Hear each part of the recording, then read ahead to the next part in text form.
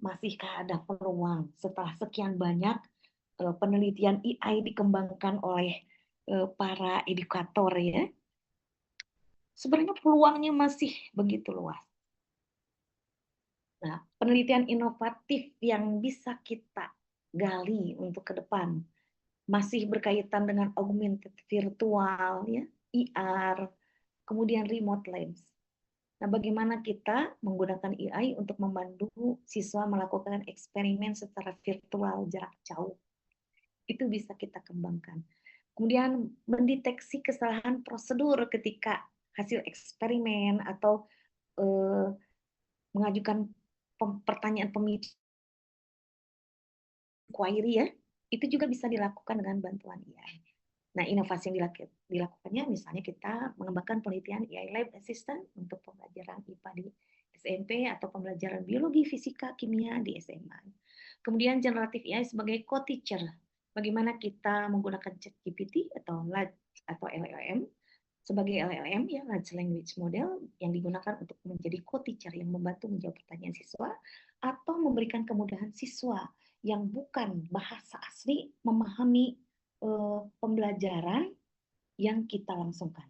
Nah, ini yang kita lihat di dalam kelas saya. Saya punya kelas 2 orang dari luar. Satu dari Filipina, satu dari Jepang, yang memang tidak bisa berbahasa Indonesia. Nah, kita memiliki kesepakatan bilingual. Nah, saya sendiri ya sudah terbiasa dengan berbahasa Inggris ya, tetapi mahasiswa kan yang lainnya tidak fully in English ya. Ada mahasiswa yang memang tidak bisa berbahasa Inggris. Tapi ketika saya tanyakan, do you get the point gitu ya ke mahasiswa yang 2 itu, yes, mereka sepanjang presentasi mereka menggunakan HP mereka begini. I translate directly what they speaking and what they writing from my handphone. Jadi handphone kita itu sudah langsung bisa menerjemahkan kan? Ada aplikasi AI tertentu yang bisa menjadikan language itu ke dalam bahasa kita. Nah, ini yang memudahkan sekali ketika di dalam kelas kita ada mahasiswa yang memang bukan bahasa mother tongue language-nya begitu. Nah ini ya, riset tentang efektivitas LLM atau lokal large language model lokal berbahasa Indonesia dalam meningkatkan pemahaman konsep sains.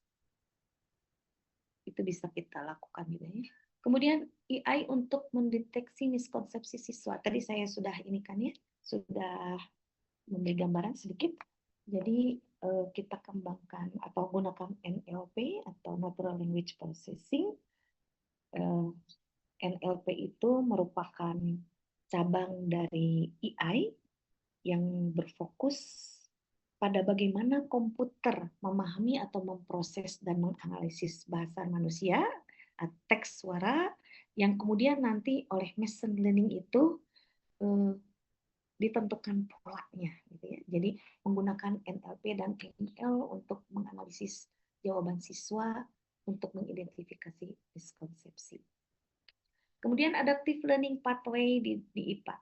Jadi sistem AI yang memberikan proses pembelajaran berbeda sesuai profil seperti yang tadi saya katakan.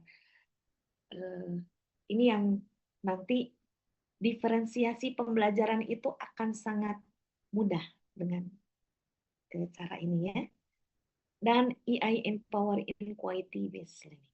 AI membantu siswa merumuskan pertanyaan penelitian, merancang eksperimen, dan menganalisis data. Atau menganalisis apakah rumusan penelitian yang mereka ajukan itu sudah on track ya, dapat dilakukan dan sudah on track dengan identifikasi permasalahan yang mereka lakukan. Sehingga kita bisa mengembangkan web-based integrated AI untuk mendukung kemampuan inquiry siswa misalnya. AI untuk literasi sains dan literasi AI. Interdisipliner mengajarkan IPA mengenalkan cara kerja AI atau dual literasi.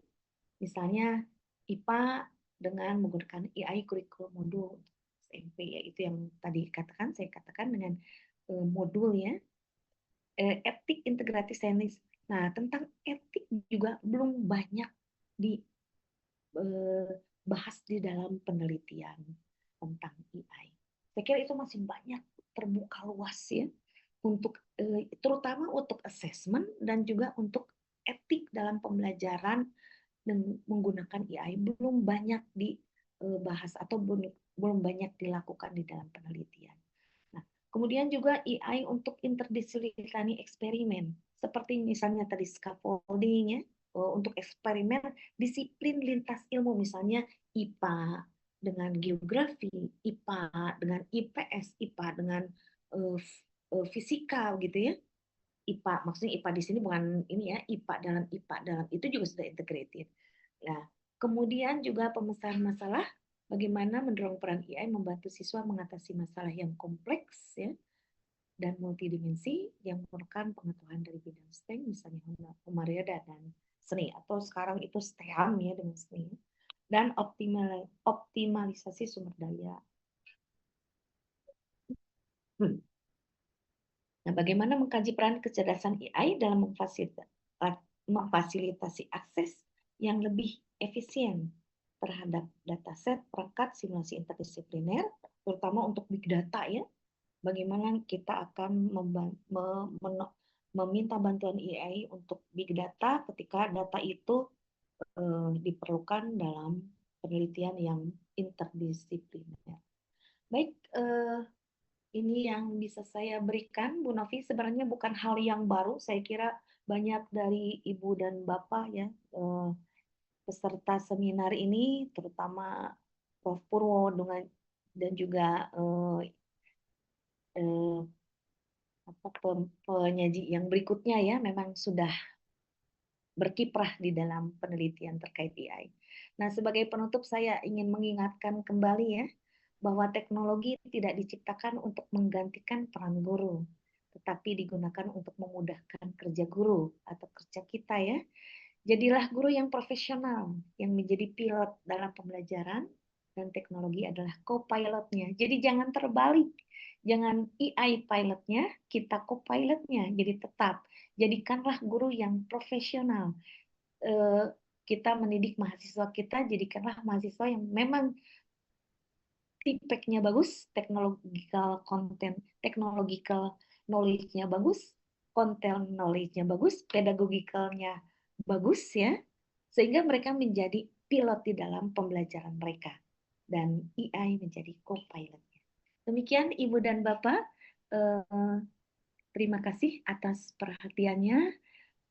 Mudah-mudahan bisa difahami dan mohon maaf apabila ada perkataan saya yang kurang berkenan, dan saya kembalikan kepada moderator Ibu Yuni. Terima kasih banyak. Billahi taufik wal hidayah. Assalamualaikum warahmatullahi wabarakatuh. Oke, terima kasih Prof. Waalaikumsalam warahmatullahi wabarakatuh. Bisa diberikan reaksi yang tepuk tangan untuk Prof.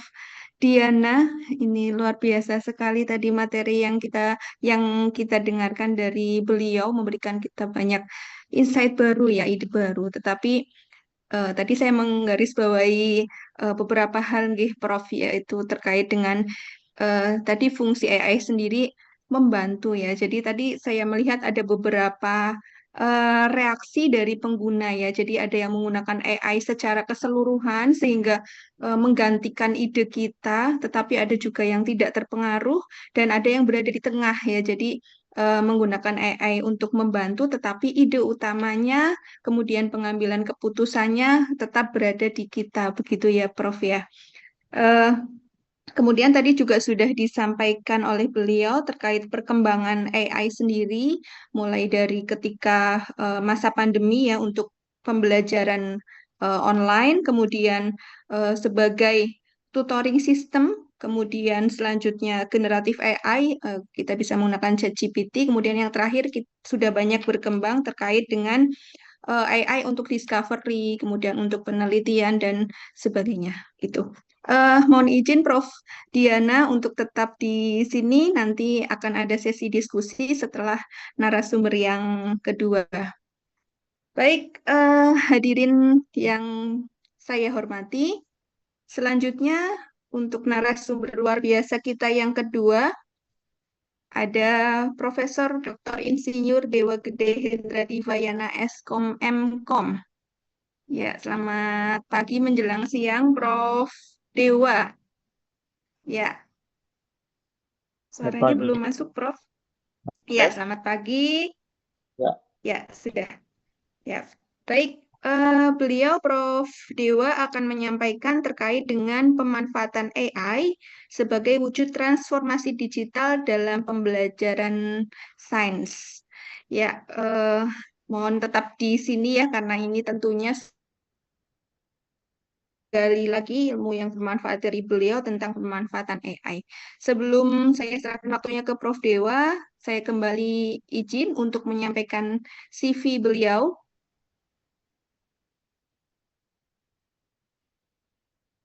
Baik, saya kemarin sudah mencari-cari, mengkepoi biodata dari Prof. Dewa. Ini namanya sangat panjang. Mohon nanti barangkali salah nih Prof. Nama beliau Profesor Dr. Insinyur Dewa Gede Hendra Divayana Skom Mkom MCE IPU ASEAN Engineering APEC Engineering. Luar biasa sekali.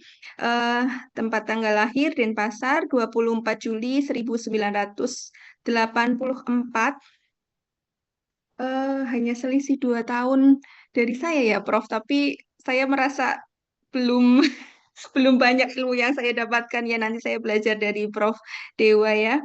Kemudian eh, beliau guru besar di Prodi Pendidikan Teknik Informatika Universitas Pendidikan Ganesha, kemudian anggota Senat Universitas, anggota Senat Fakultas Teknik dan Kejuruan di Undiksa.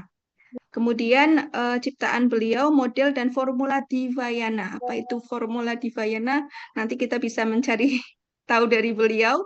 Kemudian pendidikan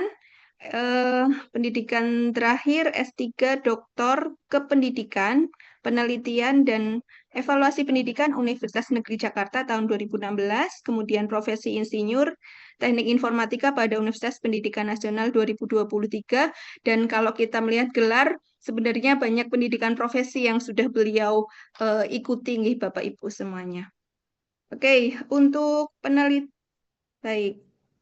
Pengalaman-pengalaman dan prestasi ini sangat banyak. Penghargaan Silver Winner Anugerah Kemendikbudristek sebagai dosen berprestasi tingkat nasional, usia di bawah 40 tahun, luar biasa sekali tahun 2023. Kemudian ada Best Presenter, kemudian ada berbagai penghargaan. Profesor pertama di Fakultas Teknik dan Kejuruan Universitas Pendidikan Ganesha tahun 2023. Kemudian penyaji terbaik, kemudian peneliti senior dengan Scopus terbanyak berturut-turut 2020, 2021, 2022, reviewer di berbagai jurnal internasional bereputasi. Kemudian tentunya dari sini kita bisa tahu penelitian-penelitiannya, publikasi, sangat banyak sekali. Rasanya kalau saya bacakan satu persatu waktunya nanti habis nih Prof. Oleh sebab itu mari bersama Bapak Ibu semua dan adik semua kita dengarkan pemaparan dan kita simak pemaparan dari beliau Profesor Dr. Dewa Gede Hendra Divayana. Silakan Prof. Dewa. Oke, terima kasih Ibu Moderator, Bu Yuni Arfiani atas waktu yang diberikan. Pertama-tama izinkan saya mengucapkan terima kasih dengan segala hormat saya kepada Ketua PPII Pusat yang dalam kesempatan hari ini diwakili oleh Ibu Profesor Dr. Indarini Dwi Pursitasari. Mohon maaf jika saya salah menyampaikan nama. Mudah-mudahan benar ya. Kemudian yang saya hormati pula tentunya Bapak Ketua PPII Wilayah Jawa Tengah ya, sahabat saya, suhu saya, nabi saya gitu ya. Saya ini adalah saya anggap sebagai kakak saya sendiri ya. Saya panggil Prof Kanjeng gitu ya, karena Prof Bruce Songko ya. Terima kasih atas kesempatan yang diberikan. Ya, terima kasih, Prof. Kemudian Ibu Wakil Ketua PPII Wilayah Jawa Tengah. Kemudian tidak lupa saya mengucapkan terima kasih kepada Ketua Panitia Pelaksana kegiatan ini ya, Ibu Mira Nita Kusniati, SPD MPD. Dan yang saya sangat hormati, dan walaupun saya baru mengetahui ya, saya cek tadi sekilas bagaimana CV narasumber yang pertama ya, luar biasa ini beliau Profesor Dr. Diana Rohinta Niawati MED ya, luar biasa. Saya lihat pengalaman beliau luar biasa sekali, dedikasi beliau ya panutan bagi kita semua Bapak Ibu ya. Ya, beliau banyak sekali karya-karya di bidang IPA. Salut saya Bapak Ibu. Terima kasih Bu Prof Diana atas sharingnya tadi, luar biasa. Nanti kita bisa kolaborasi Prof nggih untuk pengembangan terutama asesmen Prof. Kebetulan saya di bidang evaluasi, asesmen dan evaluasi. Jadi kita bisa kolaborasi nantinya tentang bagaimana mengevaluasi, bagaimana mengasesmen di dalam proses pelajaran IPA. Nggih. Dan mohon izin juga saya menyampaikan terima kasih yang sangat ya kepada semua peserta yang hadir dalam kegiatan ini ya, luar biasa, jumlahnya begitu banyak ya. Ini menandakan bahwa acara ini sangat bagus dan sangat bermanfaat nantinya untuk pengembangan pembelajaran IPA secara khusus. Oke. Mohon izin saya share screen Bapak Ibu. Tadi sudah banyak sekali hal-hal yang disampaikan oleh Ibu Prof ya.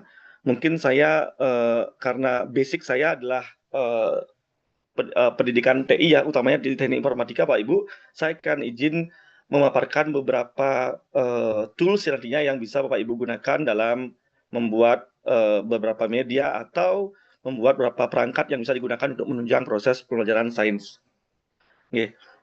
Oke, Bapak Ibu, topik yang saya akan angkat seperti yang disampaikan oleh moderator, yaitu pemanfaatan AI sebagai wujud transformasi digital dalam pembelajaran sains. Ada 9 topik yang akan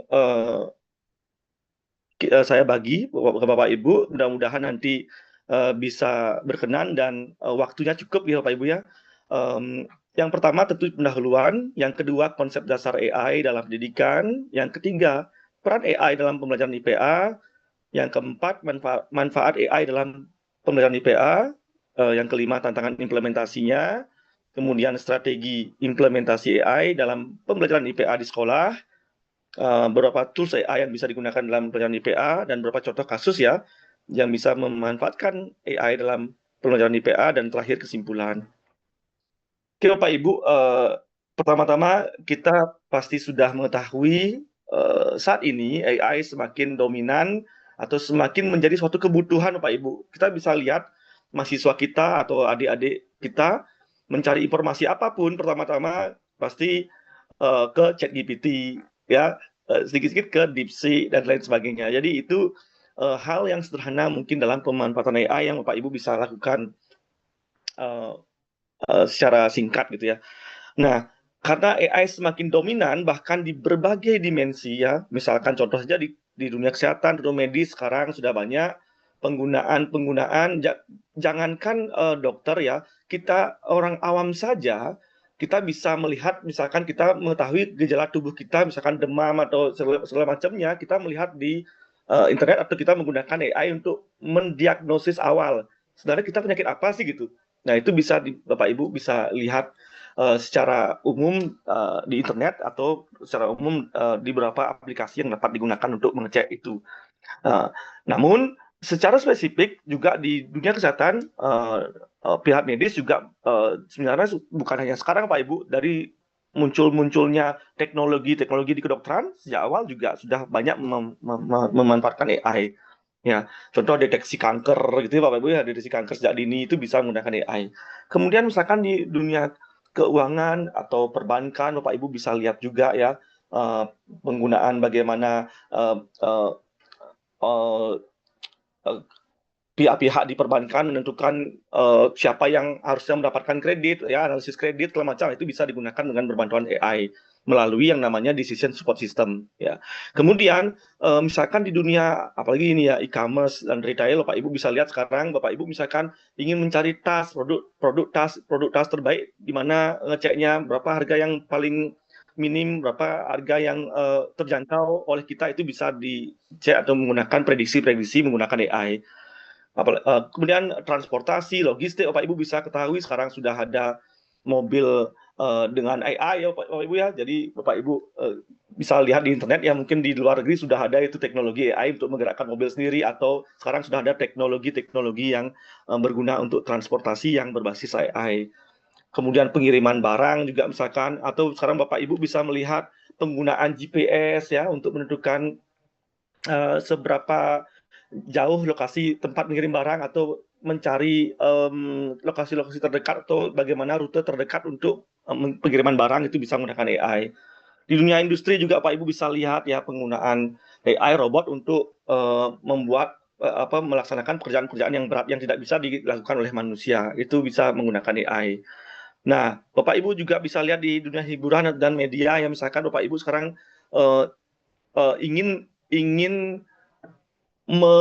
menggunakan ya, misalkan menggunakan suara atau mengadopsi suara-suara penyanyi-penyanyi yang mungkin sudah tiada gitu Pak Ibu ya, misalkan penyanyi yang sudah tiada itu kita ambil contoh suaranya, warna suaranya kita bisa gunakan untuk nanti mengkombinasikan dengan media yang kita buat. Kadang-kadang Bapak Ibu juga bisa melihat di Canva misalkan gitu ya, menyisipkan warna-warna suara dari beberapa suara yang ada di internet, bisa digunakan untuk di dunia hiburan atau media. Atau kadang-kadang Bapak Ibu mengkombinasikan musik ya, suara-suara ataupun teknologi yang ada di internet itu bisa digabungkan untuk di dunia hiburan dan media. Kemudian keamanan dan pengawasan ini Bapak Ibu juga mungkin sering ya. Sekarang misalkan Bapak Ibu, kalau dulu orang absen pakai tanda tangan ya, sidik jari itu misalkan ya, sekarang sudah menggunakan, ada yang pakai retina mata atau wajah gitu ya. Nah, itu bagian dari penggunaan AI di bidang keamanan. Dan tentunya Bapak Ibu di bidang pendidikan, Bapak Ibu tentu sekarang ini sudah sering menggunakan AI. Yang paling contoh kecil yaitu penggunaan ChatGPT ya. Mungkin sekarang ini Bapak Ibu sudah sering melihatnya ya. Dan saya setuju dengan apa yang disampaikan oleh narasumber pertama, dan tadi juga ada pernyataan dari perwakilan Ketua Pusat PI pusat ya. Tadi menyampaikan bahwa memang AI itu tidak bisa menggantikan sepenuhnya posisi manusia gitu ya, karena memang AI itu tidak mempunyai satu hal yang tidak dipunyai, yaitu perasaan gitu ya. Jadi unsur nuansa perasaan ya, karakter itu belum bisa dimiliki oleh AI. Tapi AI bisa kita gunakan sebagai alat bantu atau penunjang dalam proses pembelajaran, khususnya dalam menyediakan alat-alat yang kita butuhkan untuk memudahkan kita dalam proses belajar.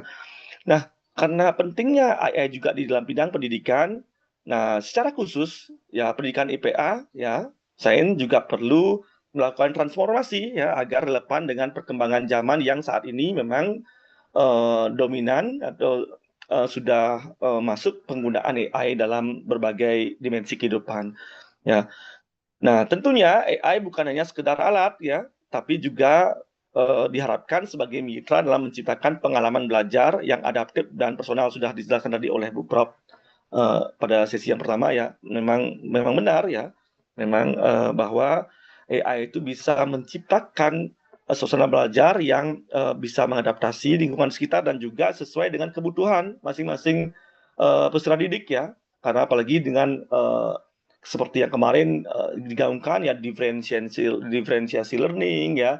Dan kemarin juga saya sempat Bapak Ibu mungkin bisa dicek di internet ya, temuan yang saya temukan, yaitu saya mencoba membuat suatu media proses membuat model pembelajaran yang namanya preferentiation learning gitu. Bapak Ibu bisa lihat itu penggabungan dari flip learning dan berdiferensiasi, dan itu berbasis AI itu. Oke, konsep dasar AI dalam pendidikan, ya ini yang kedua, Pak Ibu.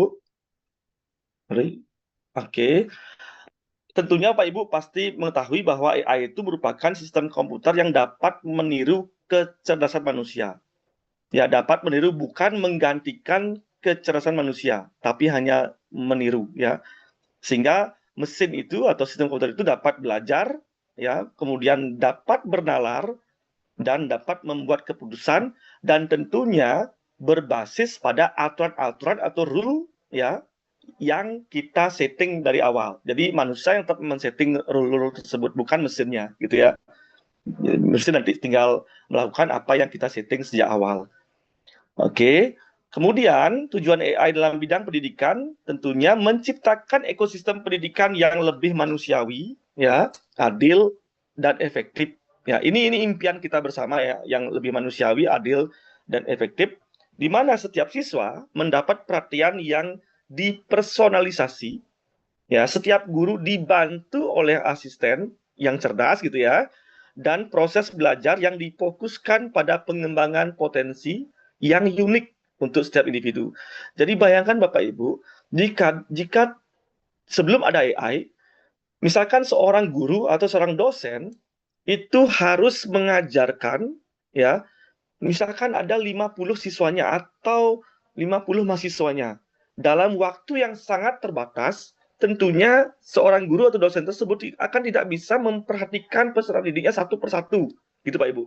Karena waktu yang diperlukan terbatas. Oleh karena itu, dengan hadirnya AI memberikan kesempatan kepada semua pihak untuk dapat menikmati proses tersebut dengan baik, menggunakan AI tersebut dengan bijaksana sehingga dapat memecahkan permasalahan yang mereka temui saat proses belajar gitu Pak Ibu.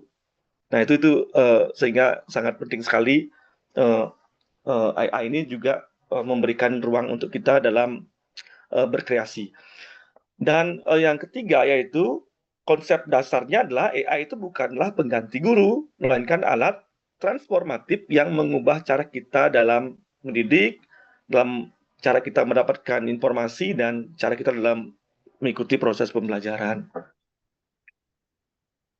Nah, peran AI dalam IPA ya, khususnya pelajaran IPA, yang pertama perannya yaitu tentunya personalized learning ya, sehingga materi disesuaikan dengan gaya dan kecepatan belajar siswa ya. Kemudian tadi sudah dijelaskan ya, virtual lab ya, jadi simulasi eksperimen kimia, fisika, biologi ya, tanpa keterbatasan ruang atau lab fisik. Sehingga saya setuju dengan apa yang disampaikan oleh Prof. Diana tadi ya, bahwa bayangkan Bapak Ibu, jika Bapak Ibu yang sekolahnya atau kampusnya tidak memiliki fasilitas yang lengkap seperti kampus-kampus besar misalkan atau instansi besar gitu ya, kita bisa memanfaatkan virtual lab ini karena virtual lab ini punya standar minimal yang bisa digunakan oleh semua instansi atau sekolah-sekolah yang ada yang masih kekurangan fasilitas gitu. Sehingga minimal ya peserta didik yang mempelajarinya mempunyai standar yang sama gitu. Ya. Bayangkan di sekolah yang favorit, sekolah yang unggul dengan fasilitas yang lengkap itu dibandingkan dengan sekolah yang berada di yang jangkauan yang di pelosok yang tidak punya fasilitas yang lengkap, itu bisa juga menggunakan virtual lab untuk mendapatkan standar minimal ilmu pengetahuan dan standar minimal proses yang memang diperlukan dalam suatu eksperimen, gitu Pak Ibu. Jadi sangat membantu sekali dengan hadirnya virtual ini. Kemudian tentunya yang ketiga adanya tutor cerdas atau ya yang memberikan bimbingan 24 jam dalam 7 hari. Berarti tiap hari Pak Ibu, tiap detik itu. Coba bayangkan Bapak Ibu kalau tidak ada AI, misalkan mahasiswa bikin tugas jam 1 malam masih begadang. Terus pengetahuannya atau pemahamannya stagnan gitu. Siapa yang ditanyain gitu Pak Ibu ya? Siapa yang perlu dicari sumber informasinya ya? Dengan adanya AI mereka bisa dengan tinggal mengetik prompt di ChatGPT ya keluar hasilnya untuk mengetahui informasi ataupun mengetahui jawaban atas pertanyaan yang masih terbenam di pemikiran mereka gitu Pak Ibu. Nah, berikutnya analisis data otomatis tentunya Bapak Ibu, hal ini bisa membantu siswa dalam membaca hasil eksperimen sains yang mungkin dengan tingkat keakuratan atau formula yang belum diketahui oleh mereka. Ya, sehingga ini benar-benar sangat membantu sekali. Ya, contohnya misalkan Bapak Ibu menganalisis grafik yang begitu banyak lingkungannya itu misalkan jika kita melihat secara mata telanjang tidak bisa melihatnya gitu ya. Jadi dengan AI itu sampai kerapatan tertinggi pun mereka bisa AI bisa menganalisisnya gitu untuk membantu Pak Ibu dalam memudahkan mengambil kesimpulan. Yang terakhir yaitu perannya yaitu pengayaan multimedia. Contoh misalkan dengan pemanfaatan augmented reality atau virtual reality berbasis AI seperti yang tadi disampaikan oleh Prof. Diana juga ya.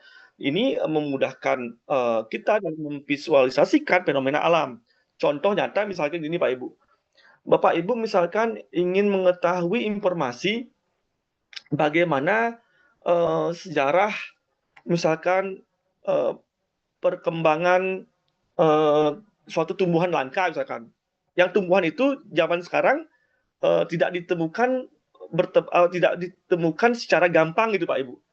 Ya, atau tumbuhan-tumbuhan dalam yang hidup di masa dinosaurus itu ada itu misalkan. Itu kan perlu divisualisasikan, bukan hanya sekedar bacaan di buku, tapi Bapak Ibu bisa membuat virtual reality, atau seolah-olah Bapak Ibu ada di dunia saat itu terjadi gitu Pak Ibu. Itu Bapak Ibu bisa buatkan menggunakan virtual reality. Atau augmented reality, Bapak Ibu misalkan mencari terumbu karang gitu misalkan ya, jenis-jenis terumbu karang atau bentuk-bentuk terumbu karang gitu kan. Nah, jadi Bapak Ibu bisa menggunakan augmented reality ya, misalkan ada bacaan-bacaan atau informasi di buku, materi-materi di buku itu bisa divisualisasikan menggunakan augmented reality. Nah, itu bisa sebagai contoh pemanfaatan AI. Oke, manfaat AI dalam pelajaran IPA tentunya yang pertama, AI menciptakan pengalaman belajar yang unik untuk setiap individu, ini pasti, karena setiap individu punya karakteristik, punya pemikiran, punya tujuan yang berbeda-beda dalam mengikuti proses belajar, gitu. Ya, kemudian AI dapat menghidupkan konsep yang abstrak menjadi simulasi yang interaktif seperti yang tadi saya sampaikan, yang kita tidak bisa memikirkan secara gamblang, itu AI bisa menterjadikannya, bisa mensimulasikannya dengan interaktif. Kemudian yang ketiga, AI dapat menjadi tutor pribadi yang tersedia setiap saat. Yang tadi saya sampaikan, 24 jam alat-alat tersebut bisa membantu kita. Kemudian AI meningkatkan keterlibatan melalui gamifikasi dan konten interaktif, ya tentu ya Bapak Ibu. Bayangkan Bapak Ibu, dulu kita dapat belajar tentang misalkan pengenalan ganggang itu ya, alga itu ya, pengenalan alga. Nah, sekarang Bapak Ibu misalkan menggunakan konsep gamifikasi ya, atau menggunakan konten yang interaktif, jadi siswa bisa langsung secara otomatis ya, tanpa hanya perlu baca-baca gitu aja, kan kadang-kadang kita nggak tahu praktek secara langsung ya, itu kita bisa menggunakan gamifikasi dan interaktif, media interaktif untuk bisa mendapatkan dua sisi ya yang saling bisa berinteraksi. Itu berbasis AI, itu bisa Pak Ibu ya. Kemudian contoh misalkan nanti Bapak Ibu saya tunjukkan beberapa aplikasinya ya, Bapak Ibu bisa berinteraksi langsung dengan objek yang Bapak Ibu teliti misalkan ya, itu bisa menggunakan AI.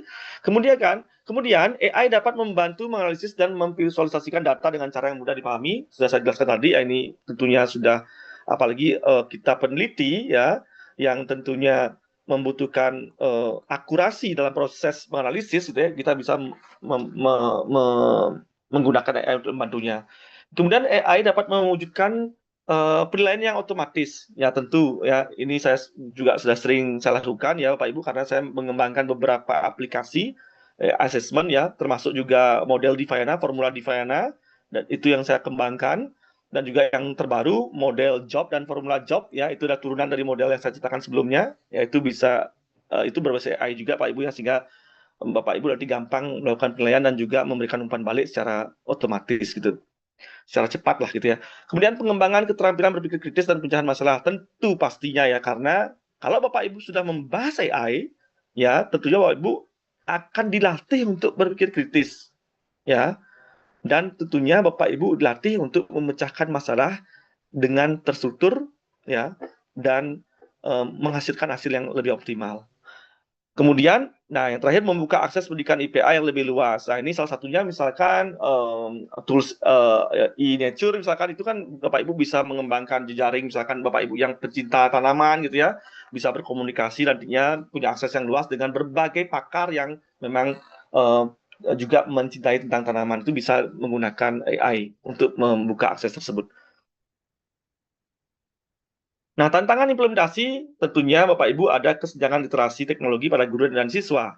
Karena seperti kita ketahui bersama, tidak semua juga orang melek teknologi Pak Ibu. Tidak semua orang juga tahu AI gitu ya. Banyak juga yang masih tidak mengetahuinya ya. Sehingga ini juga perlu nanti diatasi ya, sehingga tantangan-tantangan ini bisa terpecahkan. Kemudian isu etika dan privasi data dalam penggunaan AI, Bapak Ibu tentu sudah sering melihatnya.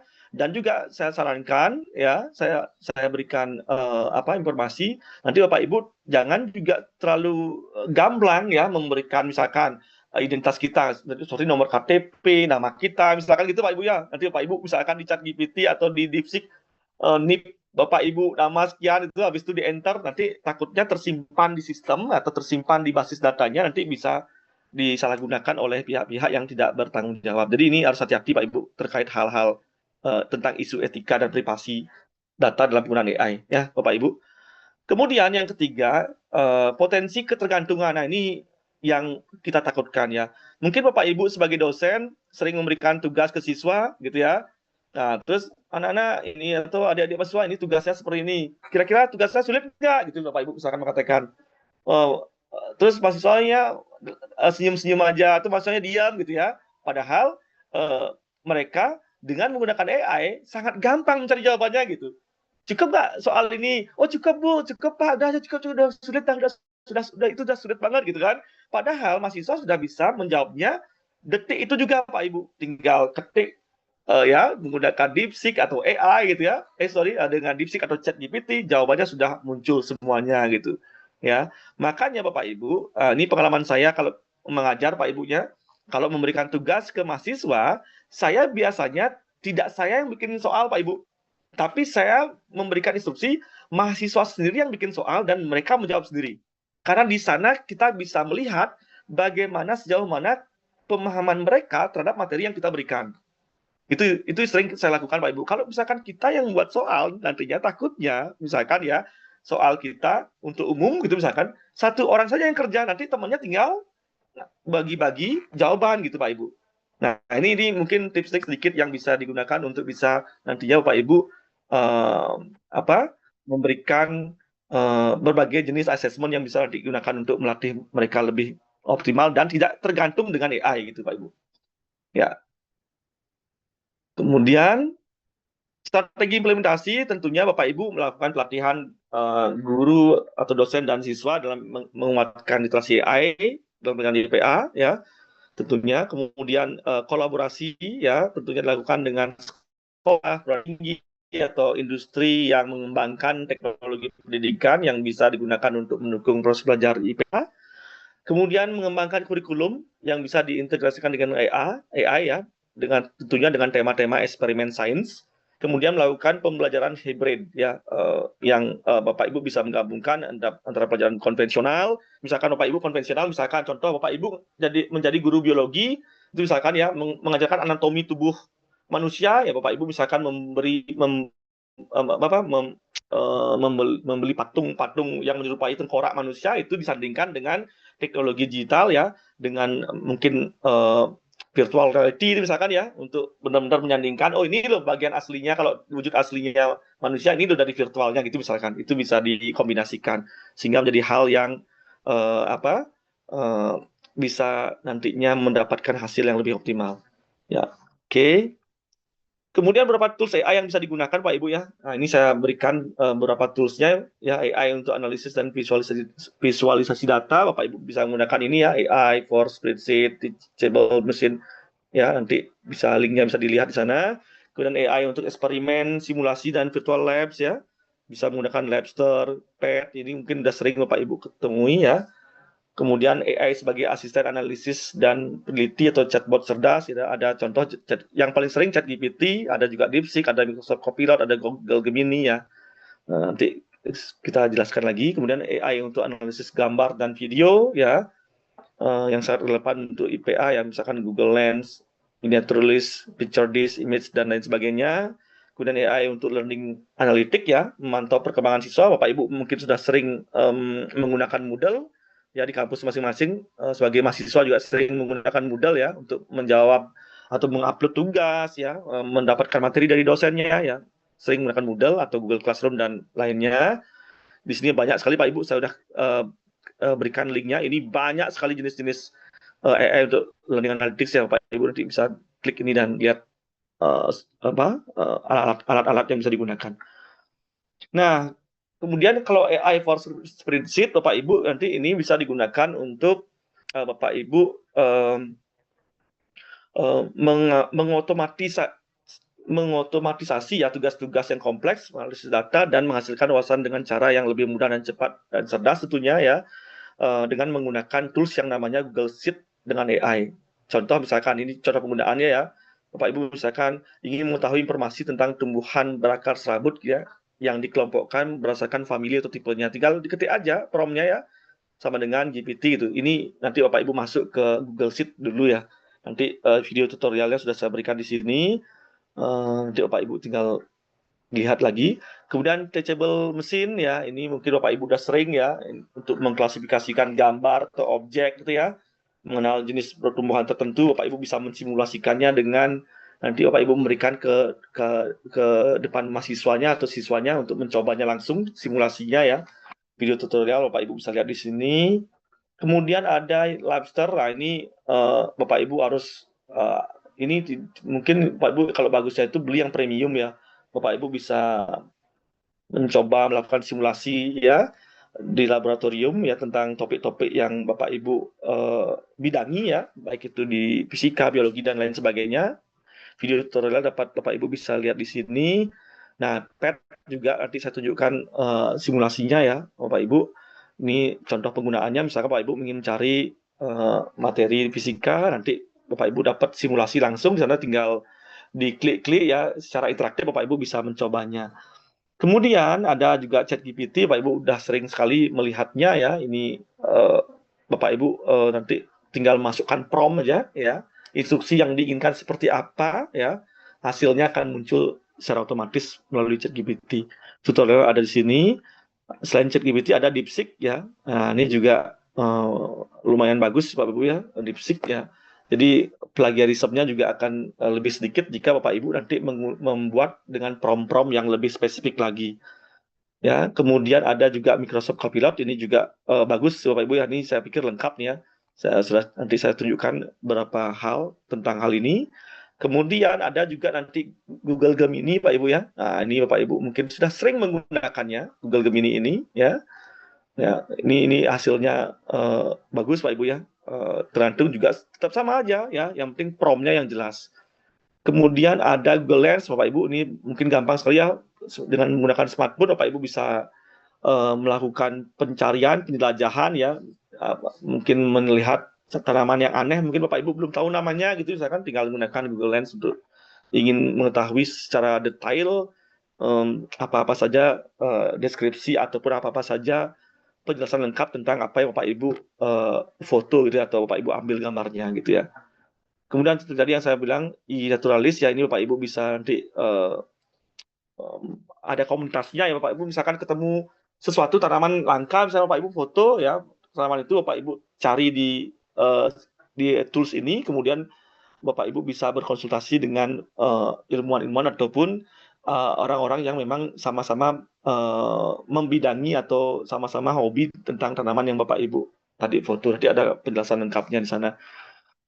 Kemudian Pictoris juga ini saya pikir ini bagus juga Pak Ibu ya, untuk Bapak Ibu bisa hampir sama dengan yang tadi ya, Google Lens dengan Miniature dan Pictoris ini juga memberikan fasilitas untuk kita bisa mengetahui secara lengkap apa yang kita ambil gambarnya, dan nantinya bahkan sampai bagaimana objek ini, cara pemeliharaannya, cara pencegahan jika ada ditemukan penyakit atau kendala-kendala, itu bisa lengkap dijelaskan oleh Pictoris.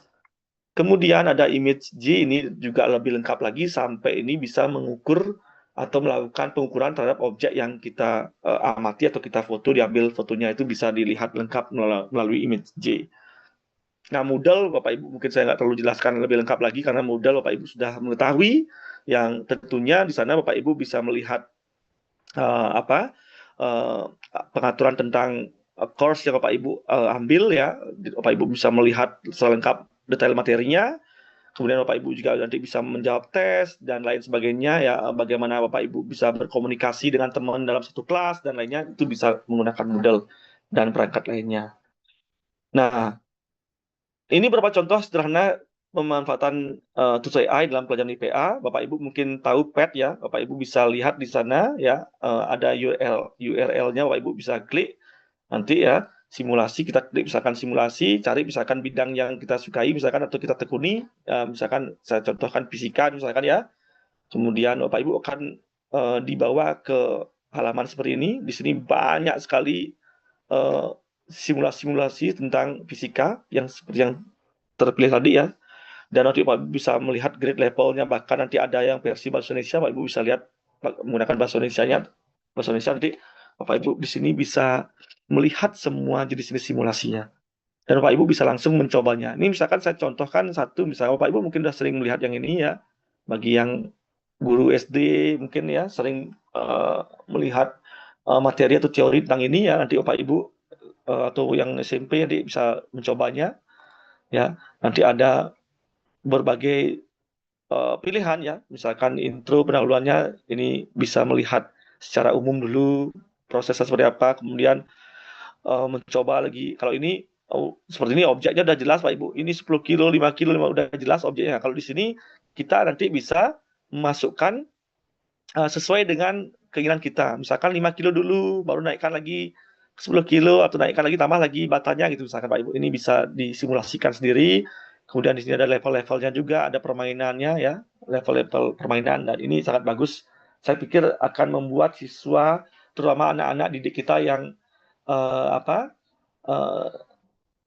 yang menengah ke bawah, misalkan mereka akan lebih tertarik dengan simulasi-simulasi seperti ini, sehingga materi yang kita ajarkan itu lebih mudah dipahami gitu.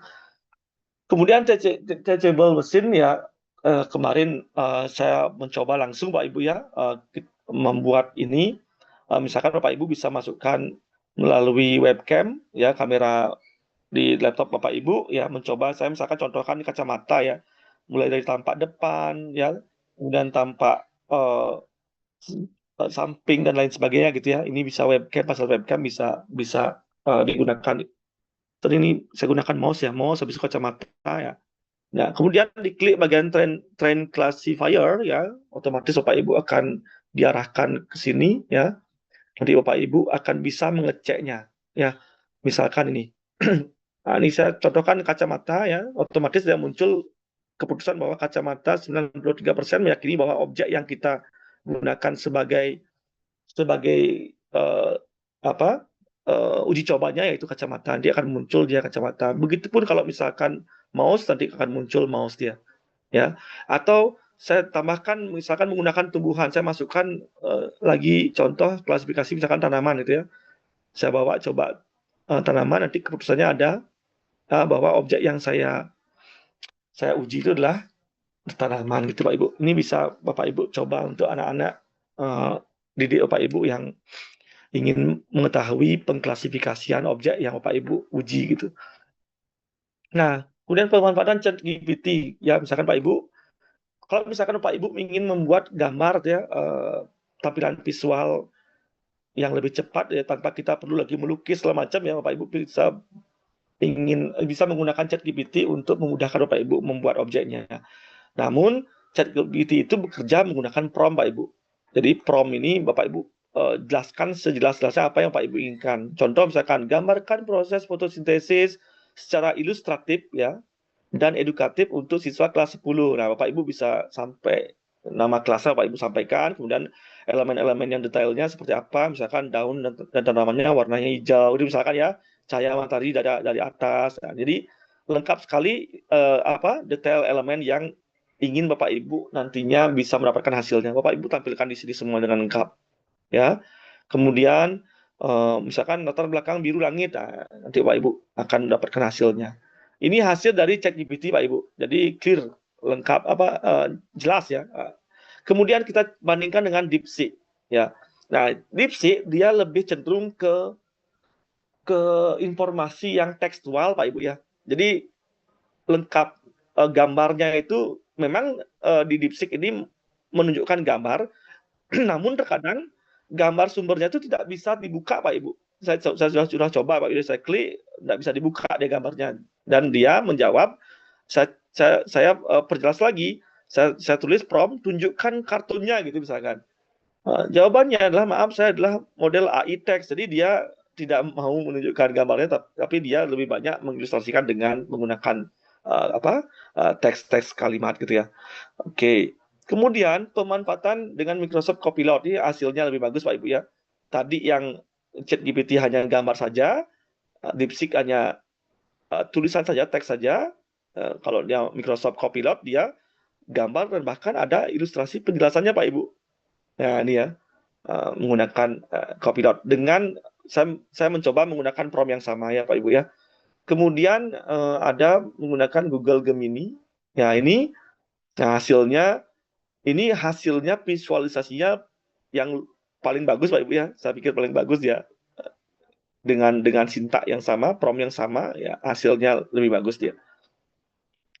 Nah itu, kemudian Google Lens ya saya coba kemarin, di rumah itu malam hari Pak Ibu. Kenapa saya sengaja mencari malam hari untuk mencoba tumbuhan ini ya, mengetahui nama tumbuhan ini. Kalau siang hari, pagi hari sudah pasti dia akan lebih akurat, karena lebih gampang AI-nya bekerja Pak Ibu, karena terang dia, jelas gitu ya. Kalau malam, kadang-kadang kan gambarnya itu tidak bisa ditangkap dengan jelas, sehingga saya coba apakah AI ini sekarang sudah semakin akurat ya. Ternyata akurat Pak Ibu ya, dapatkan hasilnya.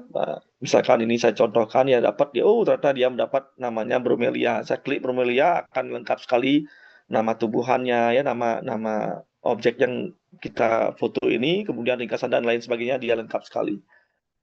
Ya, terakhir Pak Ibu, nanti sebelum kita diskusi lebih jauh, jadi kesimpulannya adalah AI itu menjadi pemicu dalam transformasi pembelajaran IPA. Ya, AI membantu menjadikan pelajaran lebih interaktif, personal, dan berbasis data. Ya itu ya, karena AI tidak bisa bekerja kalau tidak ada data, Pak Ibu. Ya, misalkan kita diam aja, nggak ada tools AI, kita diam ya, prototipe AI nggak ngapa-ngapain, dia nggak akan ngerti Pak Ibu. Jadi kita harus memberikan data untuk sebagai pemantik dia untuk mencari informasi atau mengenerate data tersebut menjadi nantinya menghasilkan informasi atau keputusan-keputusan yang kita butuhkan nantinya untuk menunjang kita dalam mengambil keputusan. Kemudian perlu keseimbangan antara teknologi dan peran guru sebagai pendidik yang humanis. Jadi gini Pak Ibu, kita tidak bisa melepaskan semua proses belajar menggunakan AI. Ya, saya sangat setuju dengan beberapa pernyataan dari Ibu Prof yang dan Bapak Prof yang tadi yang senior yang sudah menjelaskan dari awal ya, bahwa AI itu hanya sebagai alat bantu kita Pak Ibu. Keputusan akhirnya ada pada kita semua. Sama saya tahu Bapak Ibu sekarang ini banyak sekali orang sudah bisa menulis, bikin artikel, publikasi di Scopus dan jurnal tersertifikasi lainnya dengan cepat sekali dengan menggunakan AI. Ya, saya pun juga sering memberikan pelatihan tentang Scopus dan lain sebagainya ya dengan AI. Hanya saja saran saya Pak Ibu, jangan sampai kita percaya 100% pada hal tersebut. Karena itu akan, pertama, kita akan malas Pak Ibu. Sedikit-sedikit AI gitu ya. Kita nggak akan mau berpikir kritis gitu. Ya. Dan juga nanti kita akan ketergantungan. Contoh lah, mungkin dulu zaman Bu Prof Diana, karena Bu Prof senior saya, mungkin Prof Kanjeng juga ya. Dulu kita sangat ingat sekali ya dengan satu rumus tertentu, sampai saat ini pun kita tetap bisa mengingatnya tanpa lagi perlu menghafal gitu ya, karena benar-benar kita dari dulu dididik untuk berpikir kritis. Nah sekarang coba aja mahasiswa kita suruh, misalkan, atau anak kita suruh, anak didik kita, 5 kali 5 kali 2 tambah 5 gitu misalkan, langsung pakai ambil kalkulator, langsung ke ChatGPT, hanya hal yang sepele seperti itu Pak Ibu. Ya. Nah, jangan sampai ya apa yang kita ingin pelajari itu lenyap begitu saja tanpa membekas di pikiran kita hanya karena kita mengetahui adanya AI. Itu ya. Tetap apalagi Bapak Ibu yang di IPA.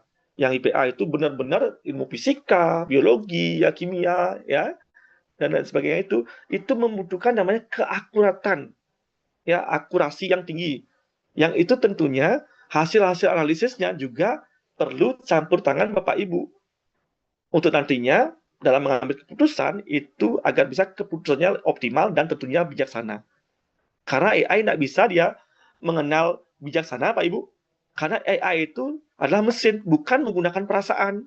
Karena kebijaksanaan itu adalah hasil dari bagaimana perasaan kita, ya, pola pikir kita dan perasaan kita itu bersatu sehingga menghasilkan suatu keputusan yang bijaksana itu.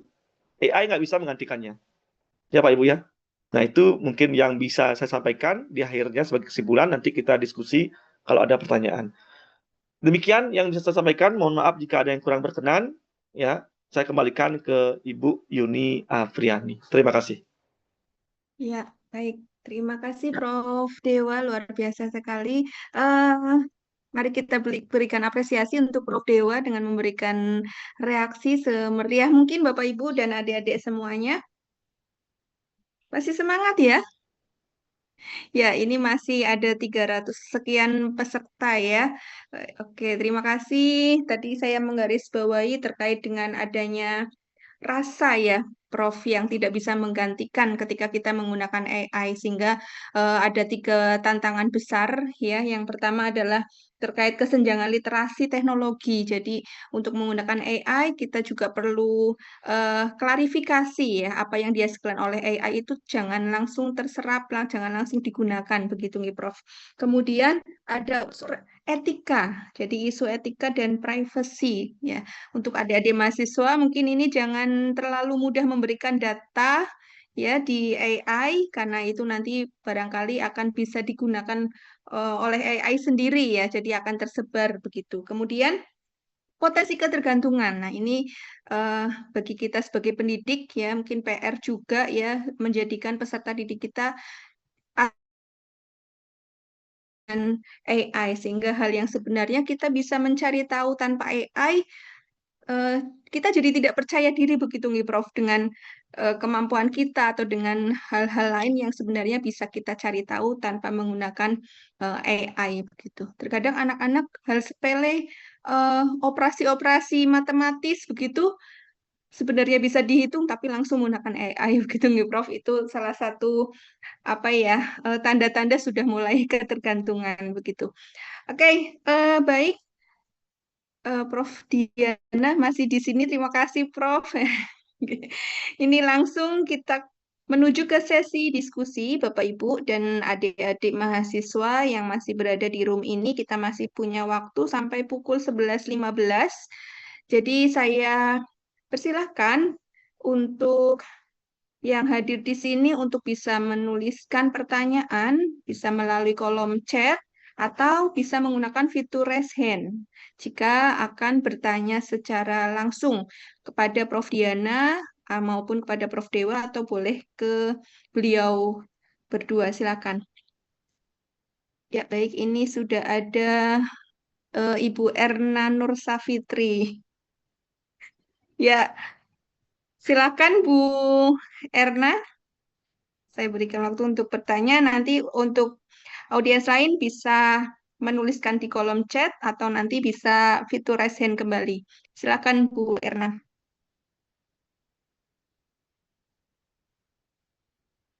Oh, tidak bisa di-unmute. Mohon operator bisa dibantu.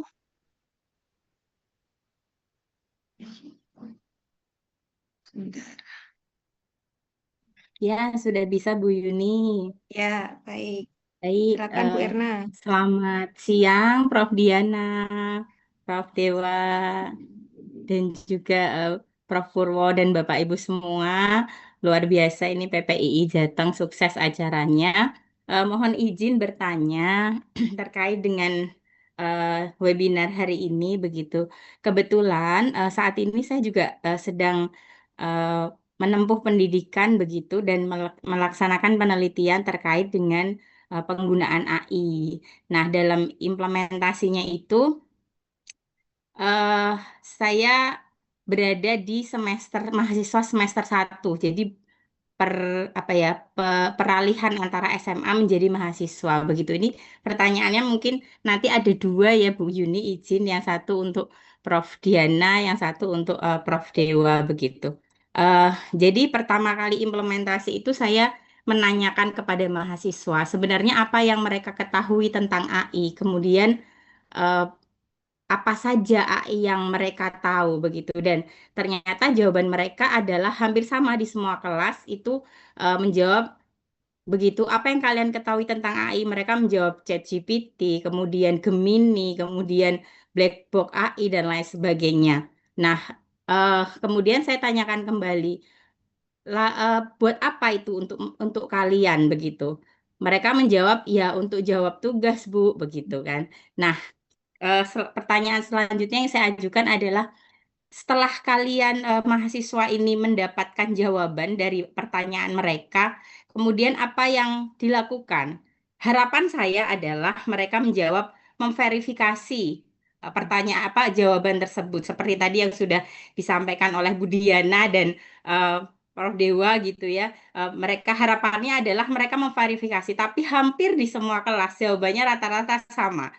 Ketika sudah dapat jawaban diapakan? Jawaban mereka adalah diparafrase, Bu, begitu. Yang artinya adalah parafrase ini kan hanya mengubah kalimat begitu, dan artinya mereka secara tidak langsung menegaskan bahwa mereka percaya begitu saja dengan jawaban dari AI begitu nggih. Jadi eh, sepertinya harapan saya tidak terkabul. Nah, pertanyaan saya adalah eh, kepada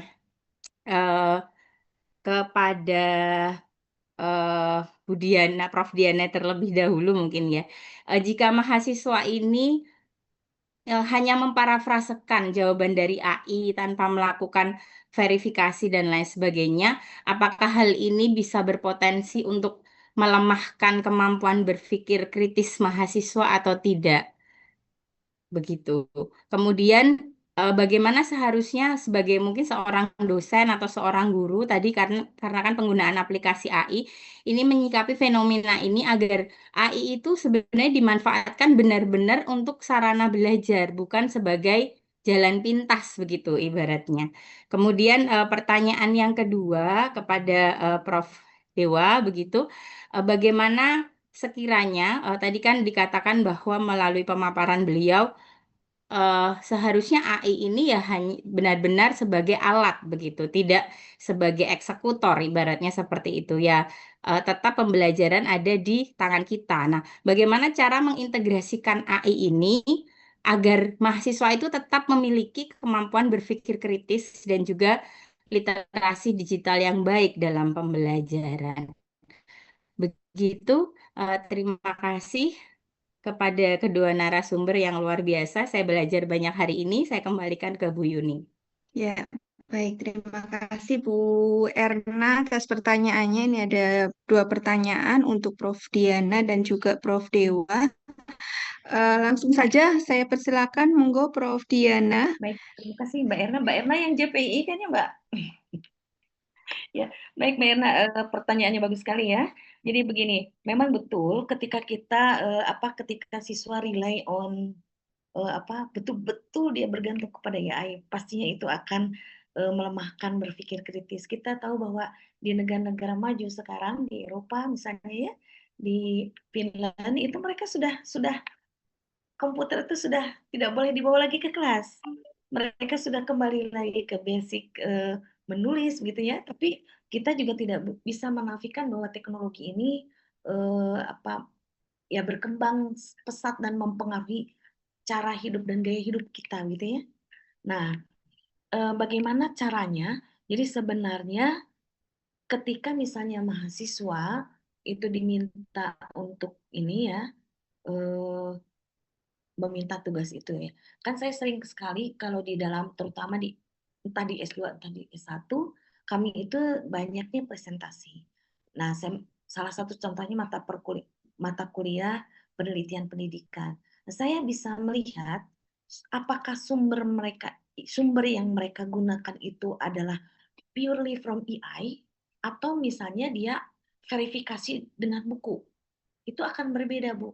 Jadi kalau misalnya kita melihat, karena kalau dari AI itu kan mereka meramu dari semua ini ya, semua sumber, sehingga hasilnya itu rada-rada aneh begitu, Bu. Nah, saya seringkali mengingatkan mereka kalau sudah aneh begitu, coba lihat di buku Borg and Gall. Nah, di buku misalnya, nah dengan buku yang literatur itu, mereka bisa juga menanyakan dengan AI-nya bagaimana pendapat tentang metode tertentu menurut buku ini, begitu. Bisa kembali lagi ke AI. Jadi memang pada intinya berikan mereka sumber aslinya. Jangan terlebih dahulu kamu harus tugas, tapi kamu harus mengerjakan tugas dengan membuka buku sumbernya ini. Jadi buku sumber book itu harus diberikan dulu sebagai buku ininya gitu. Referensi mereka. Jangan dibebaskan mereka melihat buku apa saja begitu. Tapi kita melihat referensi, misalnya kalau di biologi itu kan referensi utama buku apa? Saya jadi lupa ya. Yang buku utama untuk biologi itu? Campbell. Nah, Campbell. Pakainya Campbell, Prof. Nah, dari sana dulu begitu. Jadi kita bisa membatasi mereka dulu, tidak boleh dulu menggunakan teknologi ini gitu. Atau kalau paling tidak setelah mereka mengerjakan itu, coba cari atau verifikasi di buku tersebut, di buku yang aslinya gitu ya. Jadi mereka akan berpikir, oh iya ya, di sini akan memiliki perbedaan jawaban dengan yang sumber asli. Itu yang bisa saya ini kan ya sarankan. Kemudian memang tadi yang pemaparan dari Prof. Dewa itu sangat luar biasa ya. Dari link-link yang begitu lengkap sampai apa yang harus diajukan gitu ya, memang akan membantu sekali. Tetapi jangan lupa bahwa itu semua bisa kita lakukan ketika memahami konsepnya begitu. Jadi tetap yang awal itu adalah pemahaman kita terhadap pengetahuan yang akan kita gali di sana. Gitu ya, Mbak Raya? Baik, terima kasih Prof. Diana. Sehat selalu. Baik, terima kasih Prof. Diana. Jadi verifikasi ya dan sumbernya tidak dijadikan satu-satunya sumber yang diberikan kepada mahasiswa begitu ya. Jadi harus ada sumber utamanya di mana begitu. Baik, selanjutnya saya silakan Prof. Dewa. Enggak, Prof. Terima kasih Ibu Yuni Arfiani dan terima kasih Bu Erna Nur atas pertanyaannya yang luar biasa. Sebenarnya jawaban dari saya itu ada relasinya dengan apa yang disampaikan oleh Prof. Diana tentang pemahaman konsep. Ya, benar Pak Ibu. Kalaupun kita tadi Bu Erna menyampaikan bagaimana cara mengintegrasikan AI tetap ke dalam pembelajaran, tapi mahasiswa tidak sampai melupakan jati dirinya dan agar mau tetap berpikir kritis gitu Bu ya. Itu intinya ya. Jadi sebenarnya kalau pengalaman saya Pak Ibu ya kalau ngajar itu dan juga terutama memberikan asesmen karena saya bidang asesmen, saya tidak pernah memberikan soal itu ataupun tugas yang itu sebenarnya ada di buku panduan, itu ada di internet ya, tapi saya memberikan tugas contoh real yang sesuai yang ada di hadapan mereka, di rumah mereka masing-masing, terus di lokal genius yang ada di sekitar mereka, sehingga Bapak Ibu sama dengan saya riset Bapak Ibu bisa lihat penelitian saya Bapak Ibu, kebanyakan saya mengembangkan aplikasi evaluasi tapi berbasis kearifan lokal yang disandingkan dengan komputer dan disandingkan dengan pendidikan Pak Ibu. Jadi itu akan menjadi hal yang sangat aneh yang AI tidak akan bisa mengerti gitu Pak Ibu, terutama tentang kearifan lokal. Karena AI itu mengambil data dari berbagai sumber yang umum ada di internet Pak Ibu. Saya setuju dengan apa yang disampaikan Prof. Diana. Kadang-kadang mahasiswa itu ngambil jawaban dari internet itu kan kadang-kadang bahasanya itu acak Pak Ibu. Ya, jadi bahasanya tidak terstruktur gitu Pak Ibu.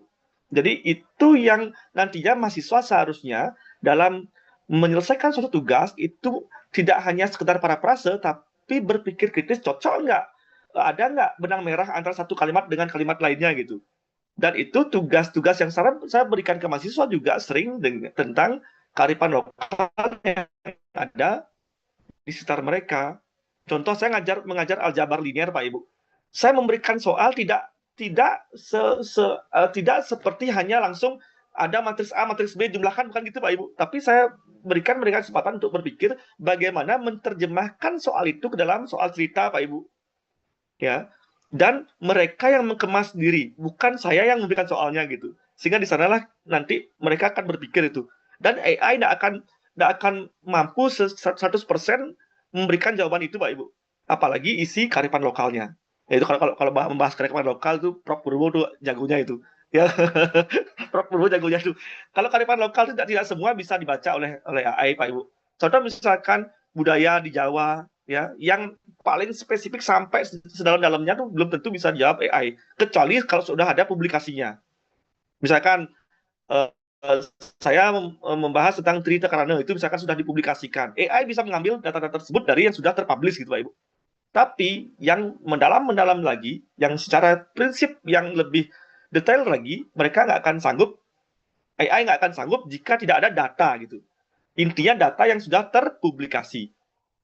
Makanya Bapak Ibu semua, mahasiswa S2, S3 gitu ya, makanya sekarang kenapa terkadang jangan mengambil topik ataupun mengambil judul disertasi ataupun tesis langsung di copy paste dibawa ke artikel gitu. Karena judul tesis ataupun disertasi itu nanti akan dibawa ke repository, itu akan terbaca lagi, itu akan menimbulkan plagiarisme gitu Pak Ibu. Self plagiarism. Makanya kadang-kadang disuruh artikel itu jangan terlalu sama judul persis dengan tesisnya gitu. Jangan mengambil 100% judulnya itu. Ya itu untuk menghindari nanti plagiat. Itu hal-hal yang paling mungkin sederhana Bapak Ibu ya, Bu Safitri, Erni Nur Safitri. Itu mungkin jawaban saya. Baik, terima Ya, kasih baik. Prof. Dewa. Luar Ya, terima kasih biasa. Prof. Dewa. Bagaimana Bu Erna? Sepertinya jawabannya sudah. Jadi Bu Yuni sangat clear, sudah jelas ini banyak ilmu alhamdulillah hari ini. Matur nuwun Bapak Ibu Ya, narasumber. ya, terima kasih Bu Erna. Jadi ketepatan asesmennya juga diperlukan nggih Prof. Dewa ya. Bagaimana menilai dan kita harus lebih jeli lagi ya ketika kita menggunakan AI, jawaban-jawaban seperti apa yang mereka hanya copy paste, hanya parafrase dari AI ya. Jadi kita perlu tadi garis bawah di kearifan lokal gitu ya. Jadi secara kontekstual di dekat mereka itu seperti apa ya yang berkaitan dengan materi-materi yang kita berikan di perkuliahan atau di penelitian kita. Ya, terima kasih Prof. Dewa dan Prof. Diana. Selanjutnya silakan bagi audiens yang akan bertanya kembali, masih ada waktu 10 menit. Bisa di kolom chat atau langsung di raise hand. Ya, ini ada pertanyaan di kolom chat dari Ibu atau Mbak ini, Mbak Kesia Arta. Saya persilakan, apakah mau bertanya langsung, Bu Kesia?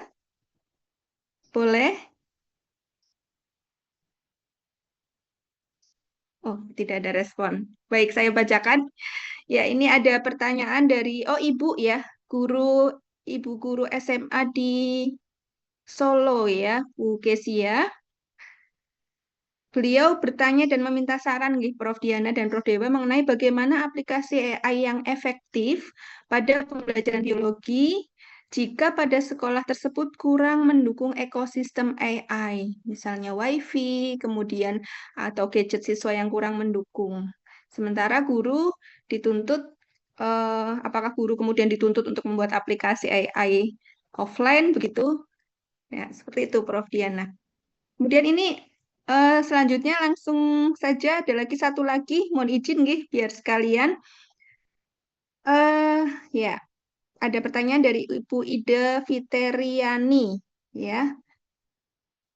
Aspek hands-on IPA ya memudahkan proses berpikir, melakukan penemuan dan penyelidikan meski secara virtual. Namun dari segi hands-on-nya akan menghadapi banyak kendala sebab tidak akan sama dengan terjun dan observasi atau berbuat secara langsung. Nah, ini bagaimana terkait dengan pernyataan ini untuk Prof. Dewa dan Prof. Diana? Ya, jadi pengaruh AI itu sangat luar biasa, tapi bagaimana dengan aspek hands-on IPA-nya? Seperti itu. Monggo, ingin Prof. Diana terlebih dahulu, silakan Prof. Ini ada 2 yang bertanya. Nanti kalau misalnya untuk mengatasi yang WiFi itu mungkin Prof. Dewa yang lebih tahu, yang ahli IT yang lebih bagaimana mengakali WiFi-nya lup-lup begitu, Prof. Nah, kalau saya sendiri kan kalau misalnya tidak mensupport, saya tidak akan menggunakan itu begitu. Kalau sebagai guru kita harus memiliki alternatif lesson plan. Nah, di negara luar itu lesson plan itu ada 2 karena pembelajaran itu sangat terkait dengan kondisi ya, kondisional pembelajaran itu. Ketika kondisinya tidak memungkinkan, kita switch to the lesson plan B misalnya ya. Jadi lesson plan yang alternatifnya seperti apa. Kalau misalnya tidak support, jangan paksakan. Kalau sayanya tapi mungkin nanti Prof. Dewa ada yang ada triknya begitu ya. Saya sendiri belum menemukan trik itu begitu. Kalau saya sendiri kalau misalnya itu konsepnya adalah konsep yang bisa kita amati, tadi saya sudah mengatakan ya, materi-materi yang memang bisa diobservasi langsung, mengapa harus menggunakan teknologi begitu? Ya kita masih bisa melangsungkan karena saya yakin Indonesia ini masih diskrepansinya tinggi begitu ya. Daerah yang memang tidak terjamah oleh teknologi, daerah yang memang sudah suportif lebih tinggi. Nah, tadi saya katakan di proses PPG yang itu saja, pemerintah itu sampai menjemput dan memanggil mereka untuk berkumpul di tempat yang ada internetnya, begitu, untuk sertifikasi guru. Nah, dulu ketika COVID terjadi, begitu pula kan, ketika internet itu tidak bisa dan tidak bisa dilakukan online, gurunya merambah ke wilayah-wilayah yang tidak terjangkau internet untuk diajarkan secara langsung.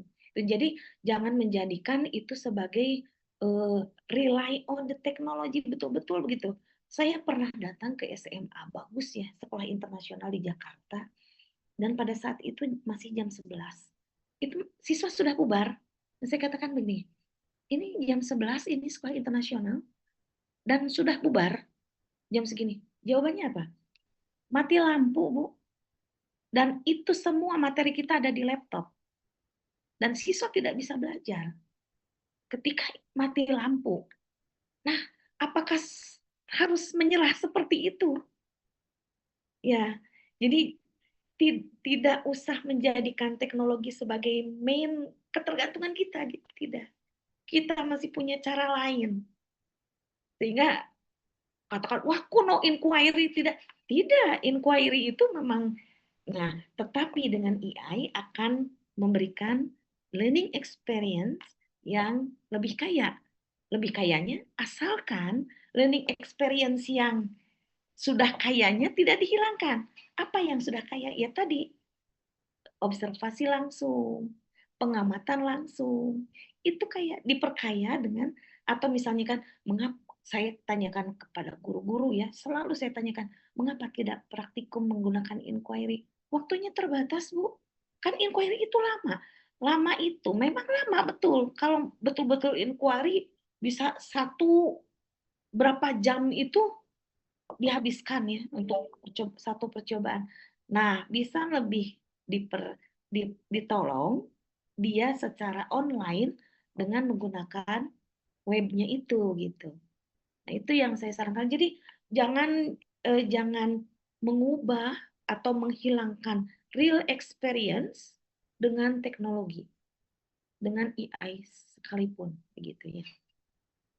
Nah, AI itu membantu memudahkan, tetapi jangan menggantikan real experience. Karena kalau dalam teori kurikulum ya, Tyler itu ahli pengembang kurikulum dari tahun 46, beliau itu mengatakan bahwa pembelajaran yang paling utama itu adalah pengalaman belajar. Pengalaman belajar seperti apa ketika kita hanya menghadapkan teknologi saja. Saya kasihan loh sama orang Jepang, mereka piknik aja pakai virtual ya Pak ya, pakai VR ya Prof ya. Tapi sedih sekali, tidak mau megang air. Kan cuma sebentar ada di sini. Coba kita camping langsung. Yang kita rasakan itu betul-betul touching to the environment begitu ya. Nah, itu juga yang harus kita lakukan. Kita bisa tadi katakan kita tadi ada bromelia ya, Prof ya, Prof Gede mencontohkan bromelia. Kalau hanya menggunakan AI, bromelia itu seperti apa? ChatGPT bisa menghadirkan bromelia atau Google. Nah, tetapi ketika kita melihat sendiri, tapi tidak melalui foto, oh, bromelia itu ternyata begini loh, pangkal daunnya. Bisa observasi itu lebih detail begitu. Tapi bagaimana AI ini dapat membantu kita memahami tentang bromelia? Kita foto dan kita tanyakan, ini dari kelas mana sih? Familinya apa? Berapa lama dia akan bisa berbunga? Ini cocok ditanam di mana? Kita tanyakan pada AI. Itu membantu sekali. Nah, itu dari pendapat saya. Nanti pendapat yang lebih ini ya, detail tentang semuanya bisa dari Prof. Gede. Silakan. Ya, Yeah. baik. Terima kasih Prof. Diana. Selanjutnya silakan Prof. Dewa. Yeah. Terima kasih Bu Yuni. Prof. Diana luar biasa ya. Pemaparannya dan penjelasannya luar biasa ini. Memang saya sepakat Bapak Ibu ya, setuju. Saya sebenarnya dua pertanyaan itu hampir mirip ya. Dan perlu kita ketahui bersama, teknologi itu adalah alat bantu. Ya, jangan sampai kita ketergantungan dengan teknologi gitu Pak Ibu. Saya punya kasus yang sederhana Pak Ibu. Saya melihat mungkin Bapak Ibu mengalami sendiri, anak yang bermain game, ya misalkan anak SD nih ya, hobi main game. Terkadang karena saking intensnya main game, ya dipanggil oleh orang tuanya, nah makan gitu misalkan. Sampai anak itu ribut Pak Ibu, sampai mencak-mencak orang tua karena sudah ketergantungan dengan teknologi gitu.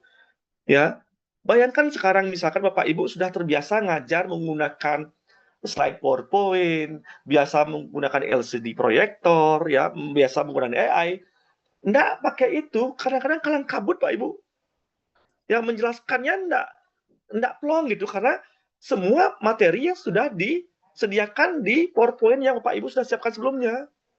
Coba bayangkan nggak ada itu. Jadi konsep berpikir kita sekarang itu bagaimana kita menanamkan materi yang akan kita berikan ke mahasiswa biar tertanam di memori mereka akan selamanya berlanjut ingat selamanya gitu Pak Ibu. Makanya saya salut dengan guru saya dulu ya, dosen-dosen saya dulu yang mengajar saya dulu Pak Ibu. Sampai sekarang saya masih ingat bagaimana suatu rumus itu diturunkan gitu Pak Ibu. Sehingga saya bisa membuat sekarang rumus di Viana menurunkan dari rumus job. Bapak Ibu bisa lihat di internet ya, jurnal-jurnal internasional bereputasi yang saya sudah terbitkan itu. Itu adalah hasil dari perjuangan dosen-dosen saya yang luar biasa, guru-guru saya dulu yang luar biasa yang memberikan ilmu kepada saya tanpa menggunakan AI, Pak Ibu. Gitu. Contoh sekarang misalkan, nggak ada WiFi, bagaimana bisa aplikasi AI? Mungkin secara teknologi mungkin masih bisa menggunakan yang namanya standalone. Jadi standalone itu adalah aplikasi yang Bapak Ibu hidupkan tanpa menggunakan internet. Jadi kayak aplikasi yang portable yang bisa dibawa kemana-mana tanpa membutuhkan pakai data itu misalkan. Itu bisa Pak Ibu. Tapi kalau ujung-ujung itu juga menggunakan komputer Pak Ibu. Itu juga menggunakan yang misalkan teknologi teknologi khusus yang bisa mengoperasikan standalone itu gitu. Tetap aja membutuhkan teknologi. Ya, tidak bisa pure tanpa teknologi gitu, karena itu adalah basisnya teknologi gitu Pak Ibu. Ya. Nah, sebenarnya AI pada prinsipnya itu kan logika penalaran ya Pak Ibu. Bapak Ibu bisa menggunakan objek-objek lain selain komputer, selain teknologi informasi. Contoh misalkan Bapak Ibu ingin mengenalkan membedakan spesifikasi tanaman tertentu. Ya Bapak Ibu siapkan aja objek-objek tanaman ya. Misalkan tanaman ini jika daunnya seperti ini, bentuk akar seperti ini, ya misalkan ya, jika tulang daunnya begini, ini loh nama tumbuhannya gitu. Itu Pak Ibu bisa terangkan dengan menggunakan yang namanya penalaran. Ada dua versi, namanya forward chaining dan backward chaining gitu. Contoh sederhana gini, misalkan penyakit ini, jika gejala A, gejala B, gejala C, maka penyakitnya ini gitu. Jika gejala D, E, F, penyakitnya ini. Itu Bapak Ibu bisa tanamkan tanpa menggunakan AI. Itu yang sederhana. Gitu Pak Ibu ya. Nah, jadi kembali lagi bahwa tidak semua saya setuju, coba Bapak Ibu pikirkan ya, suatu saat kelak bisa kembali kita lagi ke green, Pak Ibu, ke alam. Contoh nyata Pak Ibu, saya sempat dulu ikut seminar internasional Pak Ibu, pembicaranya itu dari Switzerland. Beliau itu menghadirkan gini Bu, Bapak Ibu misalkan ya, kemudian kami di Bali ada namanya Bedugul, ya objek wisata Bedugul itu kayak di puncak ya di Bogor ya. Jadi bayangkan kita merekam ya situasi itu, kita kamera, kita videoin, habis itu di rumah kita putar seolah-olah kayak hologram Pak Ibu, hologram dia naik. Itu kan kayak bayangan tidak nyata Pak Ibu. Kita berikan ke keluarga kita, coba yang seperti ini loh Bedugul gitu misalkan. Padahal mereka nggak langsung ke sana gitu. Nuansanya tuh berbeda Pak Ibu. Jadi perasaan kita tidak akan kekal gitu ya, tidak akan berlanjut perasaan indah kita itu pasti saat aja gitu. Coba Pak Ibu misalkan sekarang menggunakan virtual reality. Gunakan 30 menit saja. Nanti mata Bapak Ibu akan merasa perih gitu Pak Ibu. Ya nggak? Karena teknologi itu pasti ada radiasi-radiasinya Pak Ibu. Ya nggak? Ada hal yang mengganggu kesehatan kita jadinya karena sudah terkontaminasi dengan teknologi tersebut. Coba sekarang ke alam Bapak Ibu. Bapak Ibu sampai 5-10 hari pun di tempat itu tidak akan bosan. Karena ada apa? Ada namanya perubahan Pak Ibu. Kalau teknologi kan misalkan kita menggunakan AI. Suatu AI yang digunakan untuk khusus spesifikasi, misalnya Bapak Ibu menggunakan AI untuk mengenali tumbuhan atau mengenali suatu objek tertentu, misalkan kayak tadi bromelia itu misalkan. Bapak Ibu akan bosan dengan hal itu saja. Karena AI dibuat aturannya, dibuat rule-nya hanya untuk mengatasi permasalahan itu, misalkan terkait spesifikasi dengan dalam satu objek itu saja. Coba misalkan dunia kenyataan nih Pak Ibu, kan banyak hal. Misalkan Bapak Ibu ke kebun raya, melihat tanaman, terus melihat ada orang lewat, ada binatang, segala macam itu, dan itu akan berubah-ubah terus Pak Ibu. Jadi itu tidak akan membuat kita bosan gitu loh. Gitu. Jadi itu Pak Ibu ya, memang hal yang memang harus kita tidak bisa kita pungkiri. Saat ini kita teknologi tetap harus kita jalankan karena memang kebutuhan kita ya. Tapi jangan sampai seperti tadi disampaikan oleh Prof Diana, jangan sampai teknologi, kalau nggak ada teknologi kita nangis gitu loh. Kita kehabisan akal gitu, jangan sampai begitu. Ya, karena ada hal yang di luar teknologi, apalagi kita manusia Pak Ibu. Kita punya namanya apa? Perasaan, rasa gitu. Teknologi nggak punya rasa, kita punya rasa.